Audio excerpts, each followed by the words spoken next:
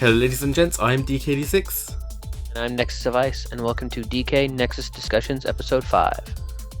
Today we're talking about PlayStation TV being canned in Japan, Microsoft closing gaming studios, the UK police invading our privacy, and Apple versus the FBI. So yeah, let's go ahead and do this.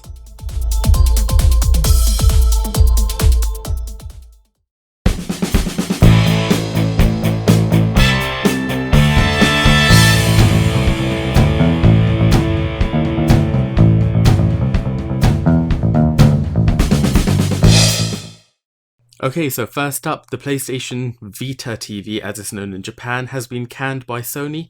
Further reports suggest that Sony is not going to be advertising the PlayStation TV in any territory in the world.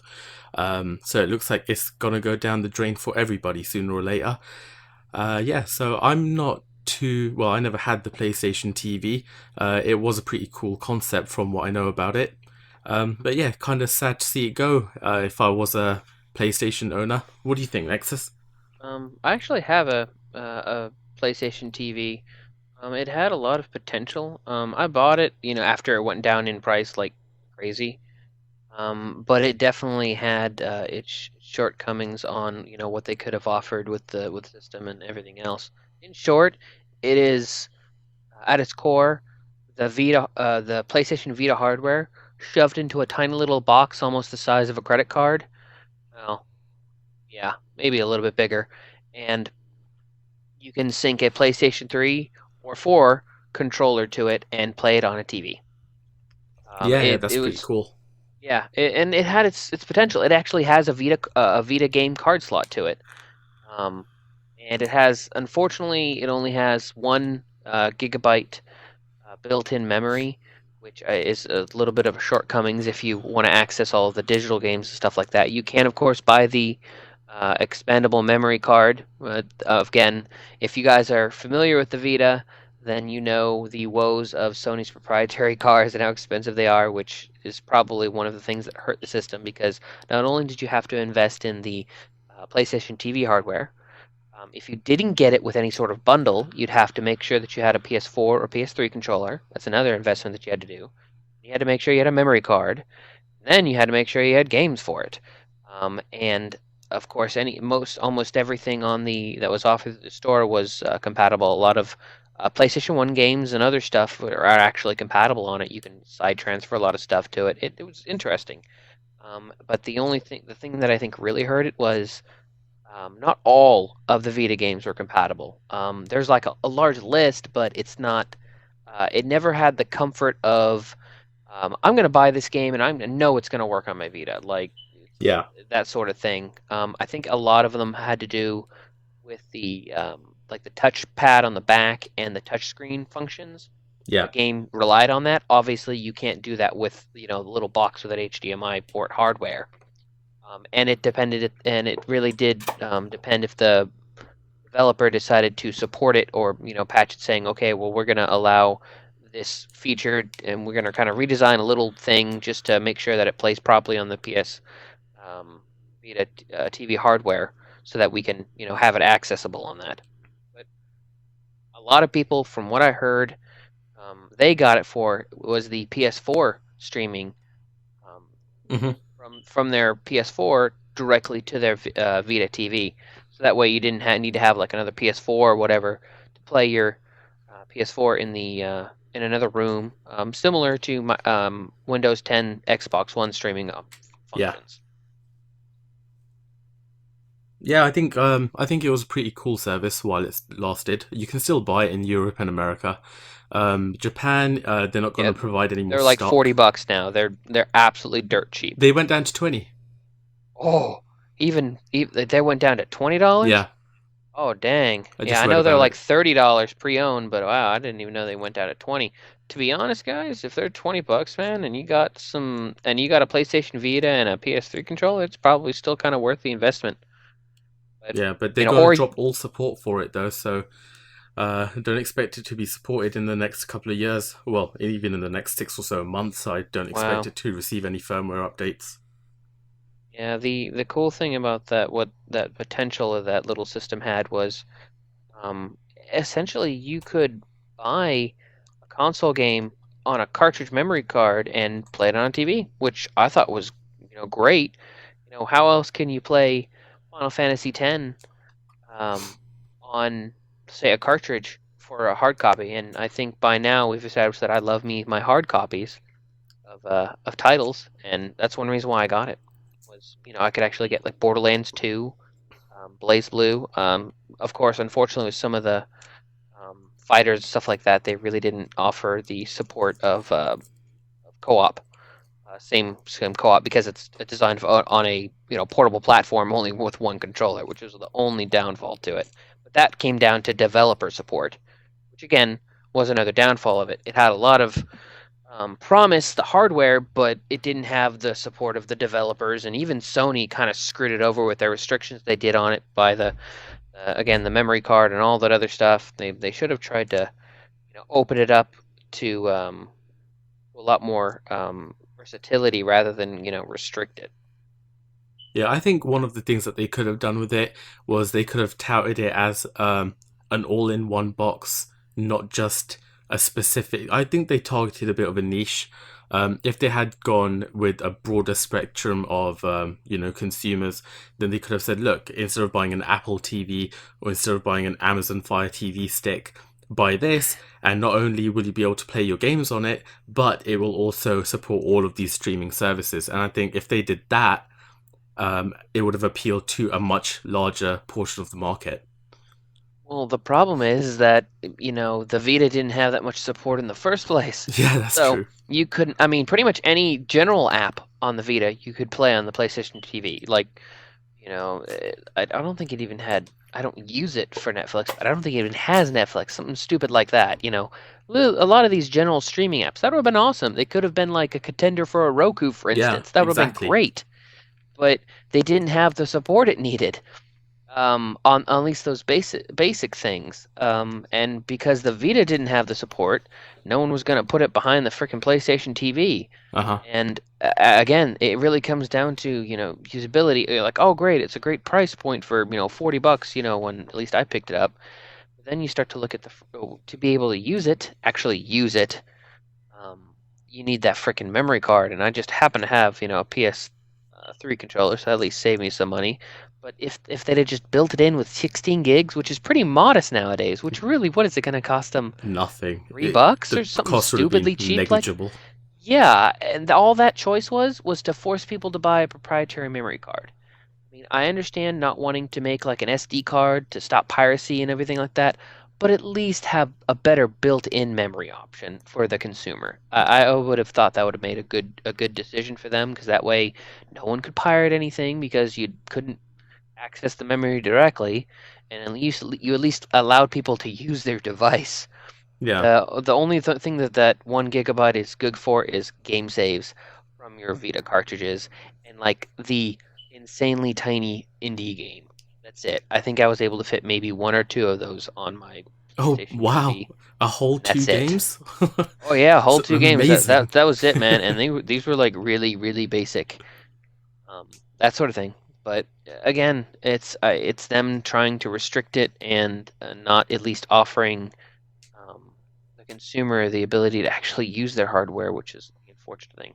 But I think the big thing that um, one of the reasons why they're discontinuing it also is because their whole niche thing was, hey, you can stream your PS4 to any television now. Yeah. Well, now that that's failed, now they're starting to. I think Sony did announce, or at least one of their executives announced that they're trying to move forward with a streaming option to the PC now. Yeah, it'll be Windows So 10.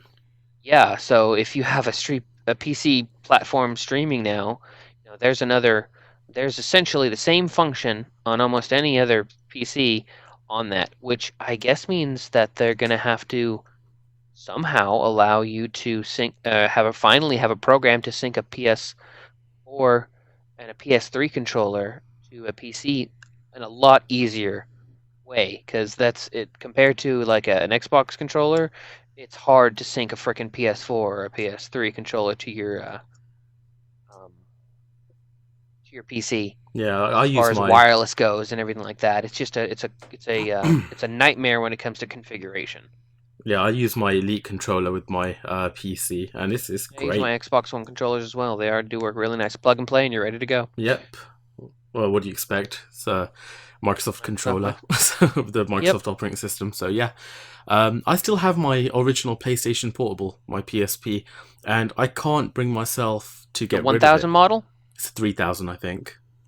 third gen, I think. Yeah, they're Yeah, nice. the reason I bought it was slightly off topic here.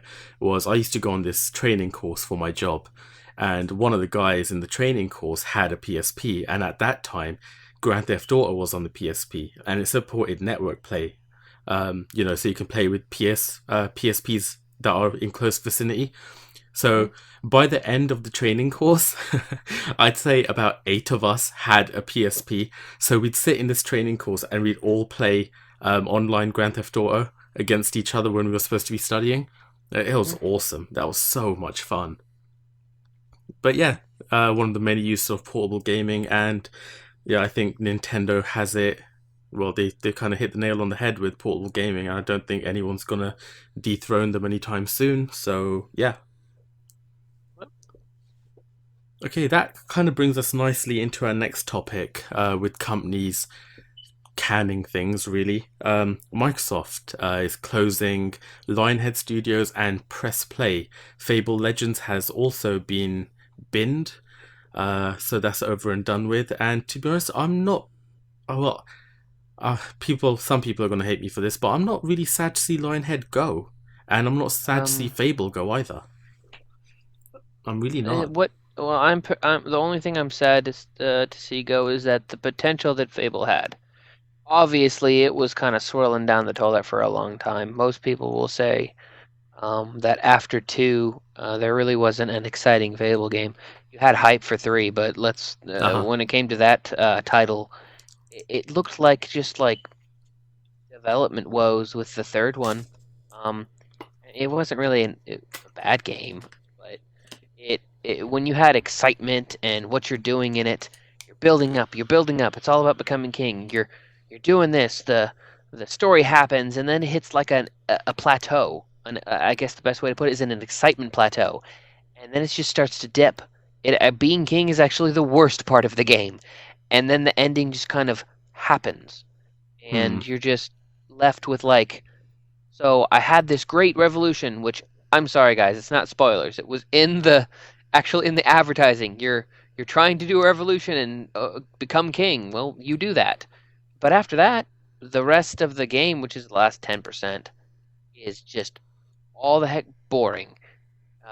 And the ending just happens at the end, and you can kind of see it coming, and it just wasn't exciting.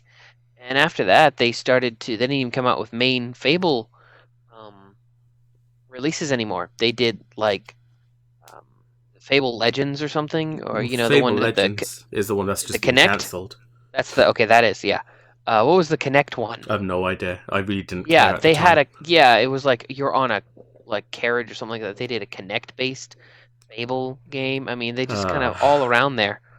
And the quality of the titles just started going down. The only one that kind of had excitement was Fable Anniversary. Well, because it remade a game with decent mechanics.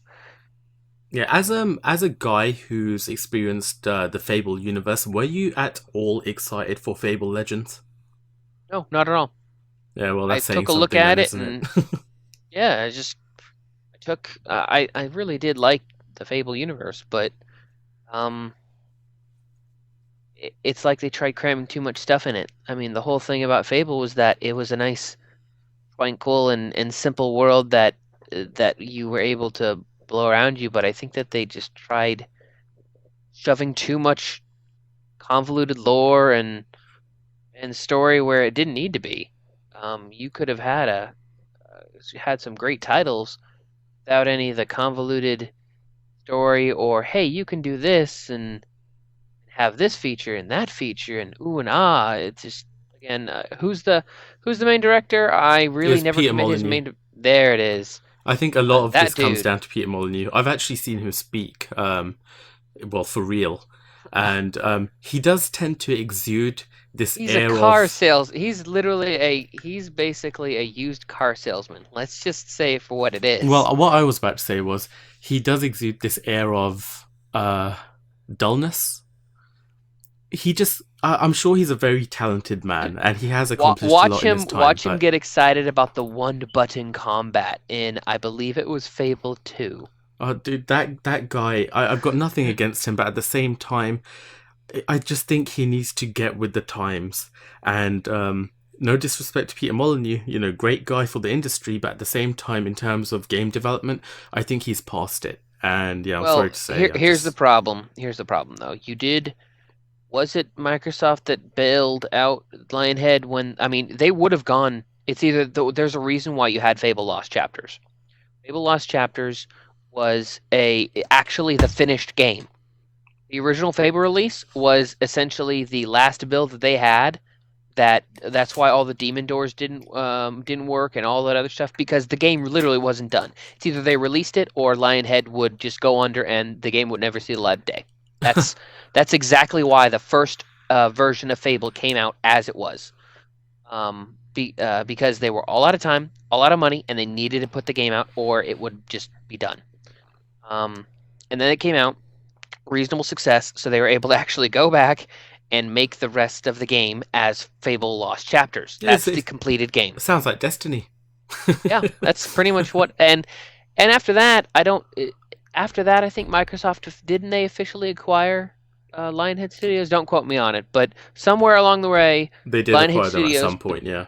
Yeah, they definitely were. I don't know if they were independent or at least contracted by them, but by the time Fable 2 rolled around, I do believe they were like heavily entrenched in Microsoft. Something happened where they pretty much weren't independent at that point. Yeah. And when you see a company have when a development studio loses independence like that, in my opinion, creative drive just suffers. It is what it is.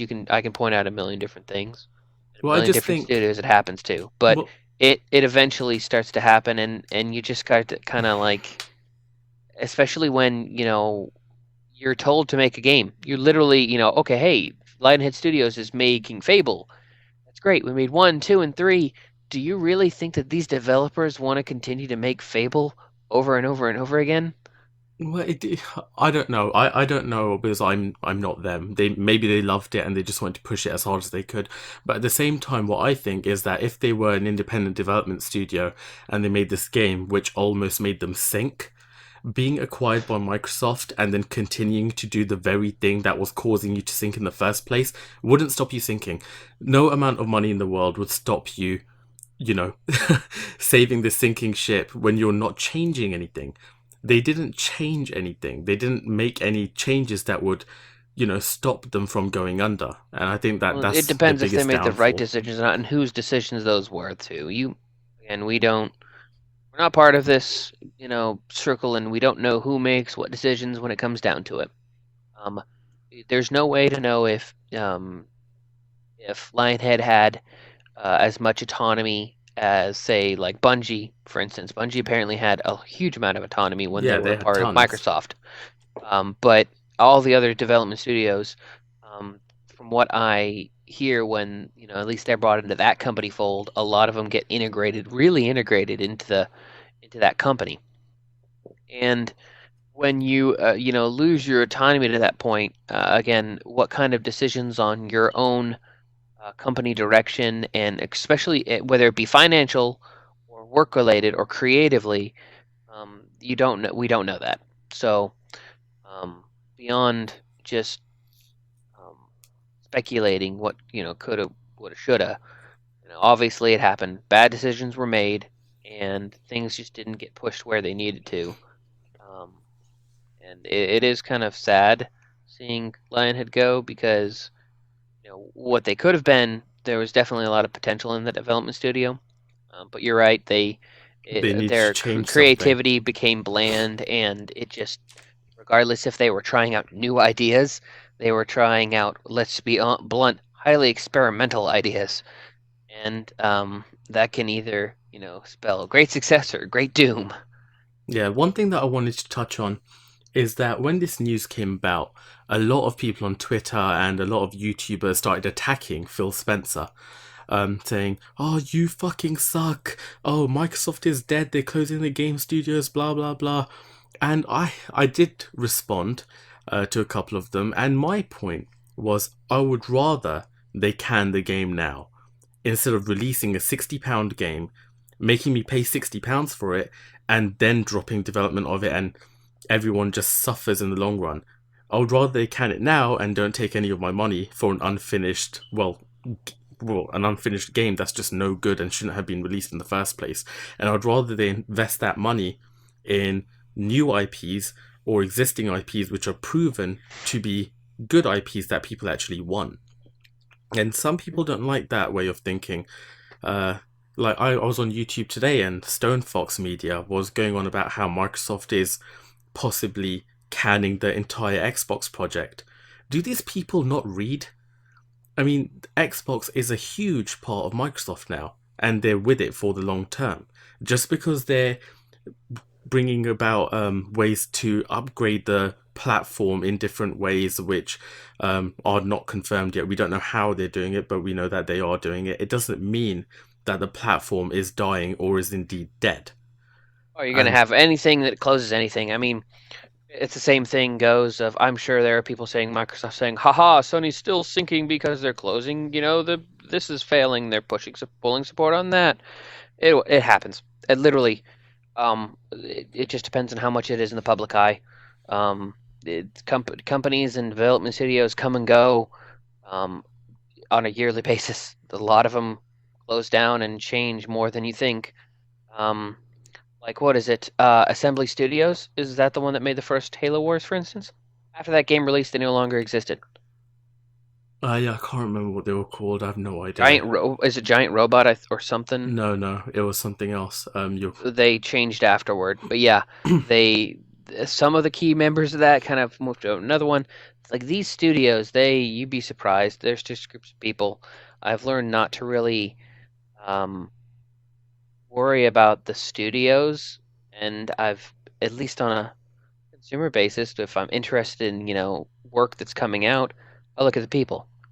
That's where it's interesting now. You don't have these companies that the same group of people stay with anymore, and that's unfortunate for the industry. But it happens. I guess that's all I have to say on it. Studios come and they go, whether they have big backings and big successes and big failures. That's just part of business. Yeah, I think people need to chill out a little bit. There's also rumors going around that Microsoft is closing a bunch of other studios that are part of Microsoft Game Studios. Until we have an official announcement about these other studios, I don't think there's any point speculating. Because for all we know, those studios might be being merged into a bigger studio. You never know what's going on behind closed doors until they officially announce it. So I don't really want to comment on speculation Yeah. like other people are doing because And there's just no regardless, point. even if there's speculation on it, so you're closing down a lot of different studios. That doesn't mean that you're failing. All you're doing is prioritizing and Yeah, moving forward with whatever you want to do. yeah, you could If be you think that they're not, consolidating different yeah, projects. You could be doing yeah, all it sorts of happens. things. Exactly. All it is a name, and more or less a name is being dissolved. It doesn't mean that your goals are really changing. Yeah, so I So think that topic's. I think we've pretty much said everything we can about this one. say goodbye to LionHead, guys, and let's move on. Goodbye. Good riddance. Sorry. I really don't care about Lionhead or Fable. I just don't. Sorry. Sue me for having an opinion. But yeah. Speaking of opinions and rights that we have, like free speech, another right that we seem to be losing or have lost, depending on how you look at it, is privacy. Now, one of the things that came out in the last couple of weeks is that the UK police is, under the. Hold on. All right, the Investigatory Powers Bill. Everyone knows about that from the past. This has been discussed many times. But It's been redrafted so the UK police have the power to look at people's entire internet history. In the past, the Investigatory Powers Bill would grant them access to any illegal websites that you may or may not have looked at. So your ISPs would hold on to that information. Now your internet service provider has to hold on to your entire browsing history for 12 months, and the police in the UK are allowed to look at it without a warrant. Now, this really bugs me, and this is getting under my skin, and this is something that I wholeheartedly do not agree with. It's a huge gray area, man. Dude, it's black and white. They're looking at the population's browsing history. Yeah, but it's public. Public? Are you just browse? You may be browsing in your home, but you're sending data and receiving data from outside it. Yes, I think that there should be more privacy when it comes to digital environments. But when it comes to data trafficking, dude, where does your data go? Yeah, but the point is that if they're allowed to look at it without a warrant, they're probably looking at it anyways.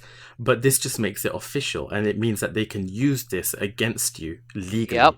And I don't. when if you're really crying out privacy, I'm not gonna, I'm not trying to play devil's advocate here or anything like that. But if you're really looking at privacy, what is privacy? A right to your own self-environment, right? Yeah, pretty much. That's pretty much it. The moment that you project yourself outside of your own personal environment, you aren't really, you're now in public, right? Well, yeah. And so privacy starts to get a little more gray. When you go onto the internet, that is, regardless, there's a reason why, and DeeKay can contest, I will. Yeah. Keep going. Yeah. I don't have any personal information, or I minimize my digital footprint on the internet as much you're as like possible. a ghost. I am my first name, my actual real name and information is minimalistically put out there. I don't really have I do go by a handle, and that's the only thing I will go by. I separate my real life from my digital life.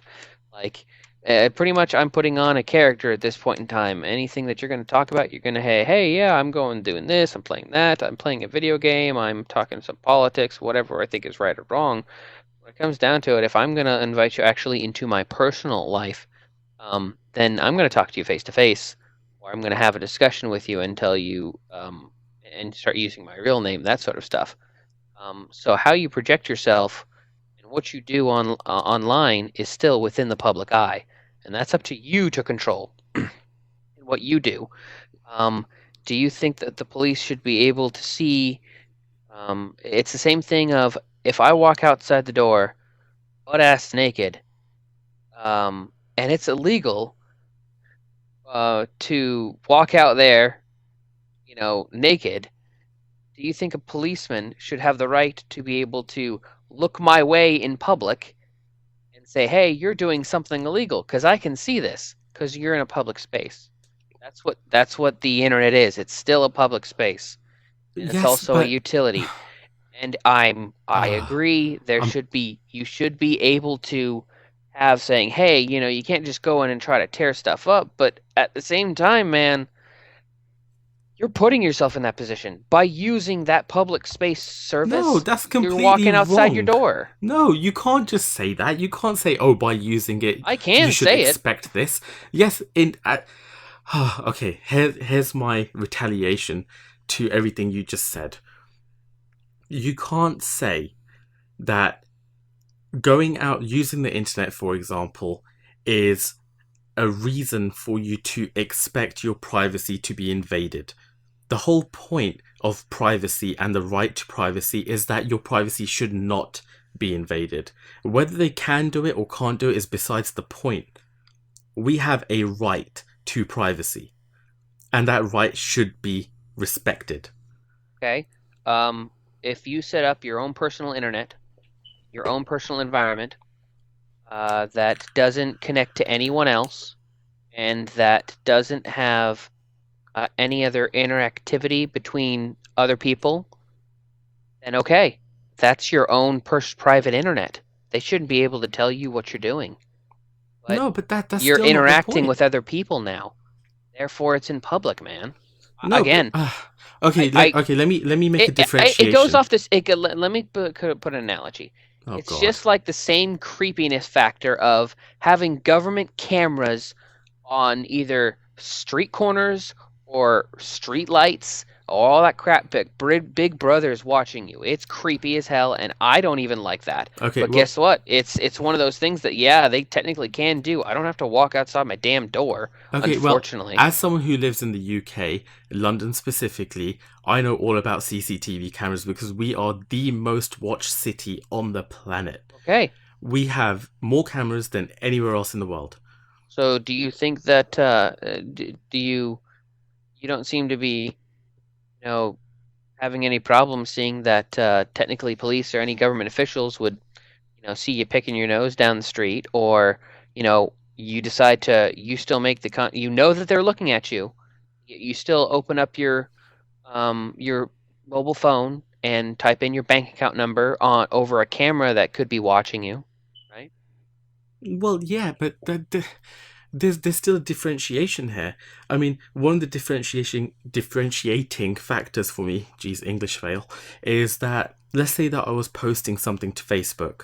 Yeah, that's out in the public domain. Whether my privacy settings on Facebook dictate that or not, I've put that out there and I should expect people to see it, comment on it, and judge me on it.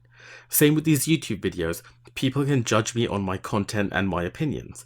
But when I'm doing something online, like let's say I'm looking at or I'm researching Edward Snowden, or I'm looking at something to do with WikiLeaks or Julian Assange or anything like that, something which may give a government agency a reason to view me and treat me in a negative way, that stuff should be my own domain and it should be behind closed doors for me. Everything that I look at and everything that I research and whatever I'm doing online, as long as I'm not consciously putting it out in the public domain, that should remain private because I expect it The to be moment that private. you click on that hyperlink, you're consciously putting out your information out in the Yeah, public but domain, dude. but just because I'm clicking the hyperlink, It's a difference of going to a library. You're talking about research, right? There's a difference between going to a library and researching, taking that research book. You're welcome to know what it is. They're welcome to go do that. Saying, okay, well, you check out books. What exactly are you researching? Well, they can see what you're reading right then and there at the public library, right? Or you can bring it home and they can't see jack shit. yeah, but they can see which book you've checked out. Yeah, but guess what? You're also going in that public library, aren't you? Yeah, but there's so many sides to this, and I don't agree with it Exactly. in so many I different ways. I Hey, just flat out I'm do not look, agree with it. look. I'm not saying that. Oh, it's totally within the government's right to do so. Oh no, hell no. I would rather I believe in less Big Brother. Trust me, I do. Um, but at the same time, I'm complete understanding of um, I I'm just gonna step back and say I think that the public mentality of what privacy is a little skewed in my opinion. No, I think it's Um, black and white. Either you have privacy or you don't. where does privacy start though? You can, but what is privacy? Is that just in the home, or do you think that you should have privacy in public? I think you should have privacy anywhere you want privacy. Right. So if I go inside your home without permission and say, I want privacy, stay away. Get out of my home. What are you doing here? Stop looking No, at that. I that's want completely privacy. different. How is it different, man? It is different. Like if you come into my You're home going on and a say service. I want privacy, then it's my home. I can either grant You you are privacy using or not. public utilities, public lines, or even corporate lines that are set out, right? To use these services. Again, I'm looking at it as far as on an objective standpoint on what privacy is. What's the definition of privacy? I think that's what people need to work on.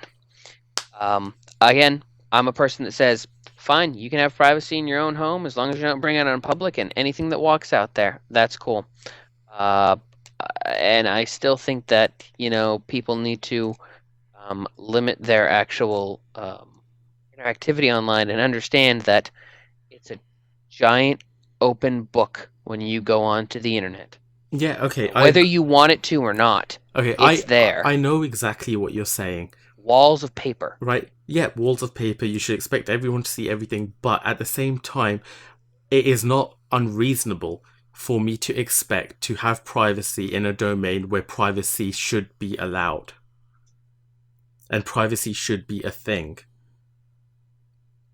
And especially when the only right they had in the past was to be granted access to look at which illegal websites you're looking at, which has now been overturned into every single website you look at. For the record, if we're talking about illegal website, now you're talking about, is it the ability for them to look at websites that their existence is illegal, or are they making you illegal to go to a website?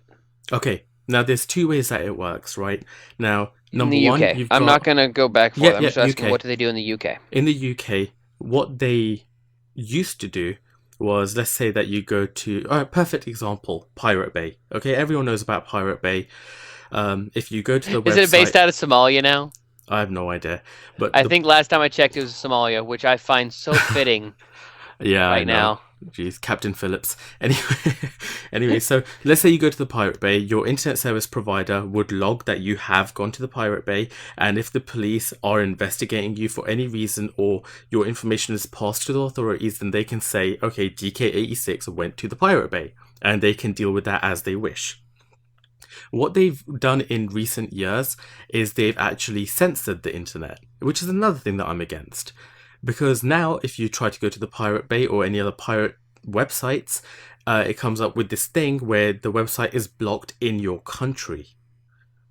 So that's another way that they're trying to deal with it. And they log that you've tried to visit this illegal site and they've blocked it. But one of the reasons that I have a problem with them looking at your entire browsing history is that they can use that browsing history to make assumptions on your character. And everything that they're looking at, like let's say, okay, DK86 was looking at recipes for a certain type of food, movies, and I don't know, gun crime or something. Then let's say, okay, this guy DK86, he's gonna go out for an Indian meal. He's gonna watch a violent movie like The Terminator. Then he's gonna go and kill some people. Because you're looking at everything without context. You can make any assumption about anyone by looking at the browsing history without context. You're gonna be judged no matter what, man. I mean, are you afraid of people judging you or something? I'm not afraid of... If I was afraid of people judging me, I wouldn't have a YouTube channel. Just saying, you're making you just made the statement of, well, they're going to think that all this No, is I said okay. they can. What I'm saying is, assumptions can be made on a person's character when you look at what they do or what they look at without context. And that's dangerous. It's like Minority Report. Yeah, well... I just don't think they have any right to do what they're doing. Well, without me repeating the same thing, man, I agree that I don't. Let me put it this way: I don't like it that governments are staring at people and logging stuff on the internet either. Good. But I completely agree with you on that. The only thing that I'll end with is that I do not personally consider the internet private environment. That is why there is no true privacy on the internet, whether you want to try to make that argument or not. I'm glad you said that because that leads me into something... That's the only thing I'm going to end with that. I'm glad you said that because that leads me into a quick thing I want to mention before we move on to our next topic, which is perfectly aligned with this one. First thing I want to say is you can make the internet private. You can use services like Tor, which isn't as private as it used to be, or you can use a free or paid for VPN service. I personally use a couple of VPN services. I'll be making a video reviewing those services in the near future. And VPN services allow you to access... Let me ask you one quick Yep. question, though. What's to stop the that service from knowing what you're doing? Nothing, is it? Okay. How private is it? Okay, like if you're using a service such as Tor, then Tor doesn't know what you're doing. If you're using a paid for or free VPN service, yes, that VPN service, because you're tunneling through their servers, they can see what you're doing, but they have you have to pick the right one. Okay, you need to pick one that is based in a certain country, so they can't be told to give over your information. You have to make sure they're not logging your traffic. You have to. At the end of the day, it comes down to trust. I understand it does come down to trust, but at the same time, you're still offering up your privacy to that and that trust. As the moment that you decide to connect to another PC, which is essentially any other network, any other computer, you no longer have privacy on your terminal. That's the way that works, because you now are not the only one connected to that terminal. Yeah, but at the same time, it is end-to-end encryption, so even your ISP can't see what the hell you're doing. That's your ISP, but again, that's your ISP can't, but the computer that's working that for you also knows what you're doing. Yeah, there's a chance that it could be, but at the same time, Exactly. I would rather trust one of these open companies. And you guys are welcome to do that. And trust me, I understand those concepts really nice. You're able to basically shadow another IP while online, so that Russia is really known for that. For instance, bounce it off a Russian server, so they think that all these Russians are looking at these, suspicious activities rather than your local IP address and all the other stuff. That allows them to basically hide what you're really doing, as far as the end result goes, guys. Yeah, and if you want to kind of use that shade, you're welcome to use that service, guys. But circumventing just remember, censorship. Exactly. Just remember, though, guys, when you hop online, you're not the only one that is connected to your computer. Yep, and speaking of VPNs and using encryption to mask your identity, that leads us nicely into our next topic, which is Apple versus the FBI and the encrypted phone that the FBI wants unlocked, and Apple is just simply saying no. This is a little bit different story. I love this topic. In my opinion. I can understand that the FBI is saying, "Hey, unlock the phone," but in my opinion, this is essentially you're telling a corporation, private corporation, what to do now, and that now, especially in the United States, to where that's essentially we're a capitalist society, which government really doesn't have itself. I'm going to use this very lightly, directly rooted into corporations. Hell yeah, there's a lot of indirect crap. So we won't go into that. But you don't have like government-owned cell phone companies that do all this crap. It doesn't work like that. The government shouldn't have say over how they should run your business when it comes to what work you actually do.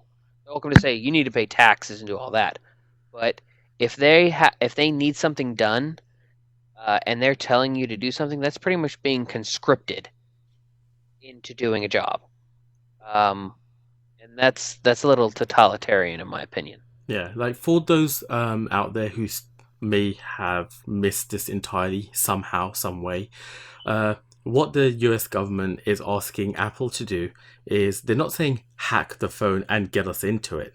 They're basically saying you need to force the phone to accept an iOS update, right?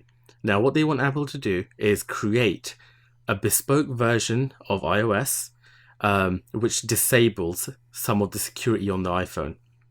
Because iPhones have this security measure where, you have your 4-digit PIN. If you put the PIN in incorrectly 7 times, your iPhone will erase everything that's on it. You can have that feature turned on or off depending on the user. Now, the FBI don't know if this phone has that thing activated or not.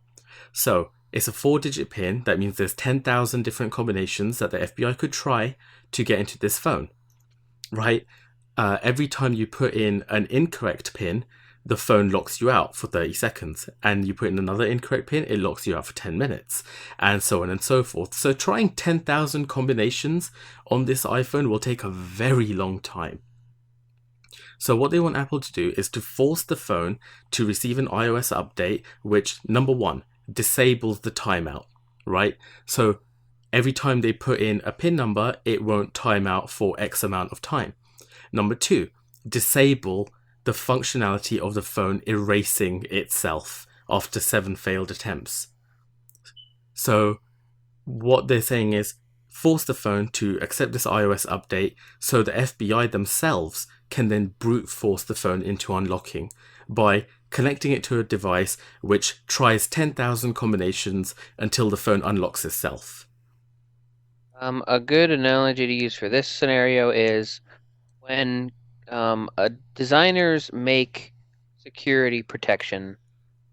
Obviously, anti-security people, whether it be hackers or thieves or other stuff, they're gonna always try to come out with bigger weaponry, which is okay. That's part of the reality. What happens? But when your goal is to make a giant concrete wall, and you build that concrete wall, it's like the government is basically now asking them to take that concrete wall and putting in a back door that's made of chain link fence. Yeah. So instead of you have this huge concrete wall, but now everyone knows that there's the chain link fence. So there may be a door that can be locked, but what's better to start to attack at? With a stick of dynamite. A stick of dynamite against the concrete wall, or a stick of dynamite against the chain link fence. It's that scenario to where you now blatantly have a weak spot in your security, and they're basically trying to force Apple to do that. Yeah, and the US government doesn't like Apple because of this reason.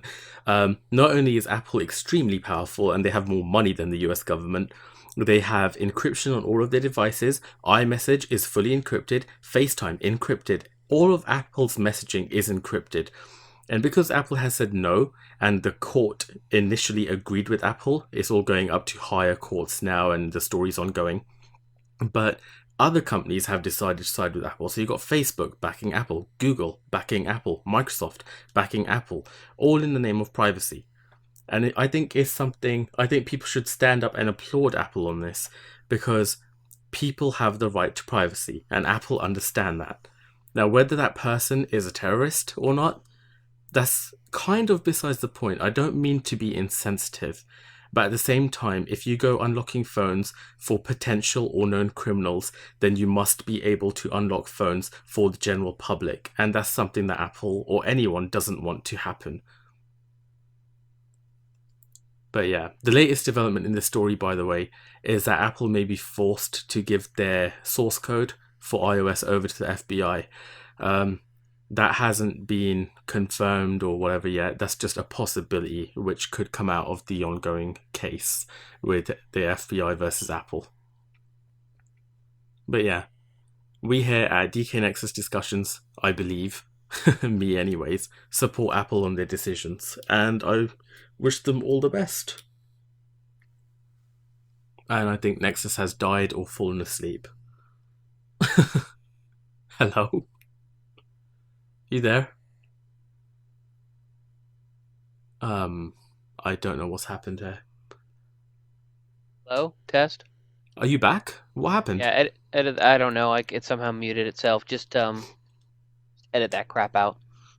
It wasn't for very long. It doesn't really matter. Okay, so do you have anything else to say about this Apple versus FBI thing? Because I don't really have much more to say about it, to be honest. I'm on the side of Apple when it comes to that. I don't think a corporation should be, forced to undo all their freaking work that they did. That's the stupidest thing in the world. Now at the same time, If the government wants to do it themselves, I would just, if I was Apple, said do it yourself then. I mean, we're not going to stop you. That's Do the it point. yourself. They can't do it themselves. That's the problem. Yeah, I know. I'm in agreement with that. I was like, you're not going to, again, that's conscripting somebody for work, so I'm not going to be a broken record on that, man. Yeah. It's going to hurt their bottom line as well. If they're seen to abide by these requests from the FBI and the US government and just willy-nilly unlock phones, it's going to hurt their customers. Here's a better question. What happens if they don't? I mean, what, are they going to get fined? They pay the damn fine then. Don't do it. Hand it over. They can be forced to. If they lose the case, they can be forced. Lose the source code. Yeah, source code. The new iOS. They can be forced to comply. But I think because this story has had so much public exposure, the government can't just go ahead and force their hand. Everything has to be above board now, and I think that's a good thing. Yep. So yeah, I think that's about it. I don't think we have any more topics. We were going to talk about the Hyperloop by Elon Musk. God, I love that guy. But we'll save that for another episode when that develops a little bit more. Yeah, hopefully come back in 5 years, and when they actually have something they can stand on and bring you to from point A to point B, whether it be in a second or 10 hours, we'll talk about it then. Yep. Okay, well, I think we're pretty much done for this episode. This has been episode 5 of DeeKay Nexus Discussions. DeeKay, DeeKay? You're not DeeKay, I'm DeeKay. Nexus, would you like to sign off? Signing out, man. Well, I got nothing to say, man. Okay, cool. Well, I've been DK86 with Nexus Advice. You've been listening to episode 5 of DeeKay Nexus Discussions. We'll catch you in the next one. Do not say bye. Please like, subscribe, comment below, let us know what you thought of the episode. Thanks for watching, guys. Bye!